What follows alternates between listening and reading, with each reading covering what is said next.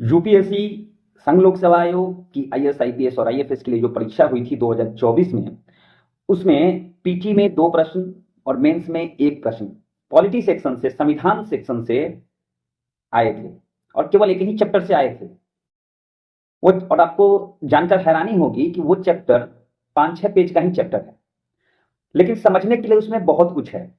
अगर आपने उसको ठीक से नहीं समझा तो फिर मामला गोल हो जाएगा। वो चैप्टर कौन सा है? चैप्टर नंबर 13 है एम लक्ष्मीकांत की बुक भारतीय राज व्यवस्था, जिस किताब का नाम है, उसमें 13 नंबर चैप्टर है, 13 चैप्टर, संघीय व्यवस्था, फेडरल सिस्टम। इंग्लिश में फेडरल सिस्टम, हिंदी में संघीय व्यवस्था।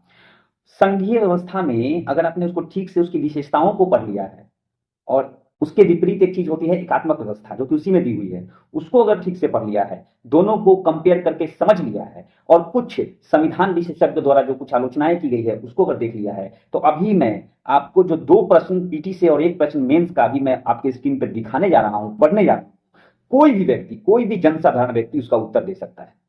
इससे ये पता चलता है कि अगर आपने पढ़ाई डीपली की है, सोच समझ के किया है, तो यूपीएससी के प्रश्न भी आपसे दूर नहीं है।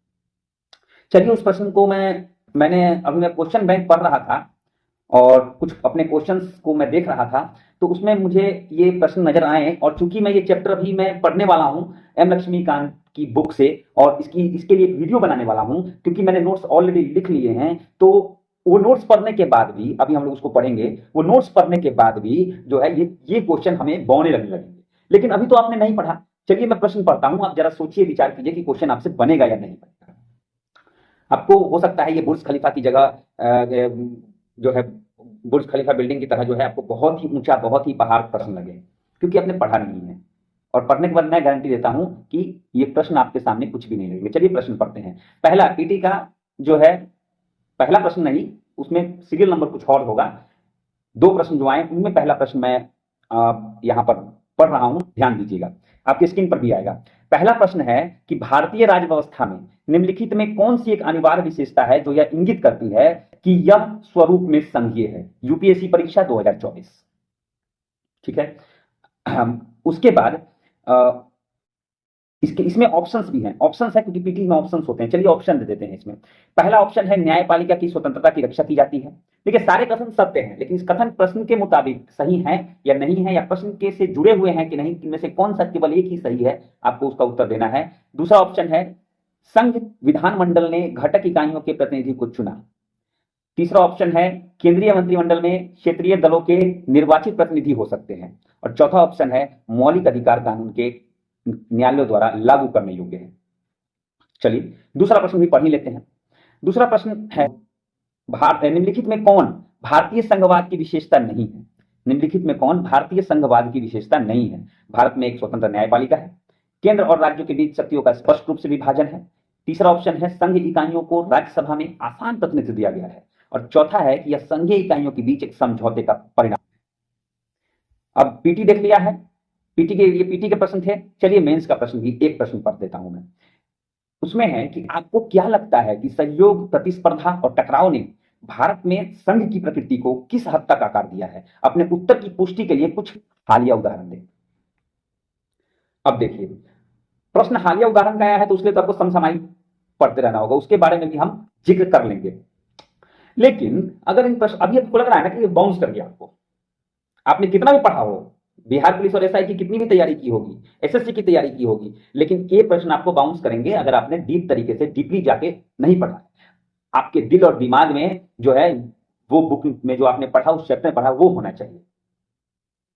तो छोटा सा बस ये परिचय मात्र वीडियो है, और मैं अटैच करूंगा इस वीडियो में अपने नोट्स, और उस नोट्स को पढ़ने के बाद आपको इसके उत्तर भी आ जाएंगे, और आराम से लंबा चौड़ा लिख भी लेंगे। तो संघ का मतलब क्या होता है? संघ का मतलब क्या होता है?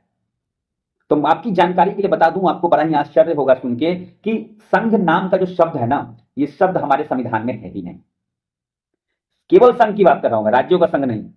संघ नाम का एकमात्र वर्ड इन्वर्टेड कॉमा में हमारे संविधान में शब्द की चर्चा ही नहीं की गई है। चर्चा किसकी की गई है? तो भारत को राज्यों का संघ कहा गया है, यानी सभी राज्यों को मिला के एक संघ बना है, एक झुंड, जिसको कि भारत कहते हैं। इनको भारत से अलग होने का अधिकार नहीं है।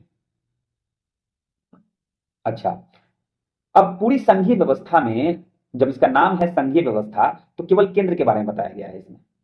लेकिन हमारी जो भारत सरकार है वो दो हिस्सों में है। इसके दो पार्ट हैं, एक है केंद्र सरकार, एक है राज्य सरकार। केंद्र, अब ये सब चीज आप जानते होंगे कि केंद्र सरकार में सर्वप्रमुख कौन होता है? राष्ट्रपति। इसको नाम मात्र कार्यपालिका बोलते हैं, लेकिन सबसे पहला नागरिक, प्रथम नागरिक और सबसे ऊपर सर्वोपरि कौन होते हैं? राष्ट्रपति। अच्छा, वो राज्य में सबसे ऊपर कौन होते हैं? गवर्नर, राज्यपाल। दोनों हो गए, दोनों जगह एक एक सर्वोच्च है। उसके नीचे सभी मंत्रियों का प्रतिनिधित्व करते हैं कौन? सीएम। राज्य में कौन करते हैं? सीएम। वहीं केंद्र में कौन करते हैं? पीएम, प्राइम मिनिस्टर, प्रधानमंत्री। लेकिन राज्य में कौन करते हैं? मुख्यमंत्री। अच्छा, केंद्र में, सदन में, संसद में क्या है? दो असेंबली, एक है लोकसभा जिसको निम्न सदन भी बोला जाता है, और एक है राज्यसभा जिसको उच्च सदन बोला जाता है। वैसे ही उसी प्रकार राज्य में भी जो है दो सदन है, सभी राज्य में नहीं है। एक है विधानसभा और एक है विधान परिषद। तो इस तरीके से राज्यों को कुछ अधिकार दिए गए हैं, केंद्र ने उन्हें कुछ अधिकार दिए हैं कि आप अपने राज्य में क्या क्या चीजें कर सकते हैं। लेकिन अगर दोनों को कंपेयर किया जाए, कौन सबसे ज्यादा शक्तिशाली है, तो सबसे शक्तिशाली तो केंद्र है। कोई भी बता देगा, बिहार में, यूपी में, किसी भी एक नॉर्मल इंसान से पूछो कि कौन ज्यादा सबसे शक्तिशाली है, केंद्र है या राज्य है, तो केंद्र है। ठीक है, और उस पूरे चैप्टर में संघीय व्यवस्था में इसी चीज का गुणगान किया गया है, ये चीज बताई गई है। जैसे कि राज्य के अपने कुछ विषय होते हैं, 3 विषय बांटे गए हैं राज्य सूची के, केंद्र सूची के और संवर्ती सूची के। संघ सूची, राज्य सूची और संवर्ती सूची, वो केंद्र राज्य संबंध। वो उसमें क्या है कि राज्य के जो विषय हैं उनमें भी केंद्र हस्तक्षेप कर सकता है। अनुच्छेद 249, अनुच्छेद 252, अनुच्छेद 353 और आपातकालीन के दौरान 356 और अनुच्छेद 360, ये 5 ऐसे अनुच्छेद के अंतर्गत केंद्र जो है राज्य सूची में भी हस्तक्षेप कर सकता है। राज्यों को केंद्र से अलग होने का अधिकार नहीं है। केंद्र जब चाहे राज्य के सीमा में, नाम में परिवर्तन कर सकती है। मतलब सर्वोसर्वा केंद्र है। तो यहां पे केंद्रीय व्यवस्था, संघीय व्यवस्था की पूरी विशेषता जो होती है उसको लिस्टिंग करके पढ़ना है। इस पूरे चैप्टर में उसी चीज को बताया गया है, जैसे कि क्या है संघीय व्यवस्था में? लिखित संविधान है, शक्तियों का विभाजन है, संविधान सर्वोच्च है, संविधान की सर्वोच्चता है, उसके बाद कठोर संविधान है, यहां देखिए लाइन स्वतंत्र न्यायपालिका है। तो कुछ ऐसे लिस्टेड चीजें हैं जिनको आप हो सकता है कि जानते होंगे, लेकिन आपको डीपली समझने की आवश्यकता है। तो उस प्रश्नों पे जो है उस पर विचार कीजिए और देखिए आगे। इसी वीडियो में मैं जो है मैं अटैच करूंगा जल्दी ही अपने नोट्स को, और नोट्स में 13 नंबर चैप्टर हम लोग पूरे अच्छे से पढ़ेंगे और हमें सभी चीजें एकदम समझ में आ जाएंगी। तो आप बिल्कुल तैयारी मत छोड़िए, लगे रहिए, ध्यान से पढ़ेंगे। डेली एक चैप्टर बड़े ध्यान से पढ़ेंगे। 3-4 जगह प्लेटफॉर्म से पढ़िए, 3-4 प्लेटफॉर्म से, बुक से पढ़ लीजिए, यूट्यूब पे वीडियोस जाकर देख लीजिए, मेरे नहीं कहीं और से, एक अनअकैडमी वगैरह, ये सब कोई भी वीडियो देख लीजिए, दृष्टि आईएएस का देख लीजिए, कोई भी एक वीडियो देख लीजिए, उनसे संबंधित कुछ प्रश्न हल कर लीजिए, उस चैप्टर पे आपका पूरा कमांड हो गया। यही होती है।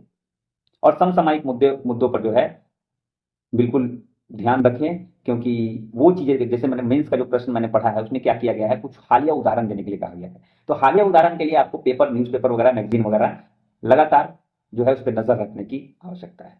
तो चलिए आपको लेके चलता हूं मैं अपने नोटबुक पे और देखते हैं कि उसमें कैसे हमने इस पूरे चैप्टर को बड़ी ही आसानी से 5वीं कक्षा के बच्चे की तरह पढ़ लिया है। ये बस ऐसे ही इंट्रो वीडियो था। आइए लेके चलता हूं नोटबुक पे।